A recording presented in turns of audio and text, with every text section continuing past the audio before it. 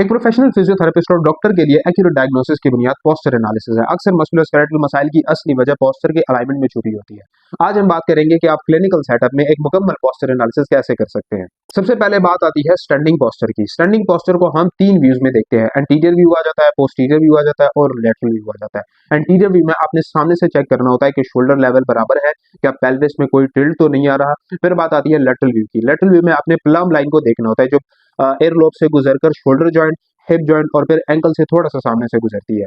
यहाँ पे आप सर्वाइकल लॉर्डोसिस या फिर काइफोसिस को इजीली नोट कर सकते हैं। आखिर में बात आती है पोस्टीरियर व्यू की। यहाँ पे आपने स्कैपुलर वेजिंग और स्कोलियोसिस को देखना होता है। अब बात करते हैं सिटिंग पोस्चर की एनालिसिस की, कि सिटिंग पोस्चर का एनालिसिस क्यों जरूरी है। वो इस वजह से कि आजकल ज्यादातर पेशेंट डेस्क जॉब वाले होते हैं।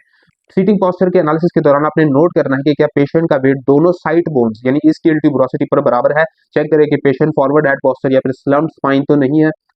तीसरा आ जाता है डायनामिक असेसमेंट यानी गेट और मूवमेंट के दौरान। पोस्चर सिर्फ खड़े होने का नाम नहीं है, बल्कि मूवमेंट भी इसी में शामिल होती है। पेशेंट को वॉक करने का कहें और ऑब्जर्व करें कि वॉक करने के दौरान आर्म स्विंग कैसा है, क्या वॉकिंग के दौरान कोई पेल्विक ड्रॉप यानी ट्रेंडालिंगबर्ग साइन तो नहीं नजर आ रहा। मूवमेंट में पोस्चर एनालिसिस करने से आपको फंक्शनल वीकनेस का पता चल जाता है। अब कॉमन मिस्टेक जो आपने अवॉइड करनी है प्रोफेशनल पोस्चर असेसमेंट के दौरान, सबसे पहला ओवर करेक्शन। जब पेशेंट को पता होता है कि उनका पोस्चर चेक हो रहा है, तो वो जानबूझकर सीधे खड़े हो जाते हैं। उन्हें कहें कि वो रिलैक्स रहे और नॉर्मल खड़े हो। दूसरा आ जाता है इन अप्रोप्रिएट क्लॉथिंग। अगर पेशेंट ने बहुत ढीले या फिर भारी कपड़े पहने हैं तो अलाइनमेंट नजर नहीं आएगी। कोशिश करें कि बोनी लैंडमार्क्स विजिबल हो। तीसरा आ जाता है हमेशा फीट से शुरू करें। अगर फाउंडेशन खराब है तो पूरा स्पाइन डिस्टर्ब होगा इसकी वजह से।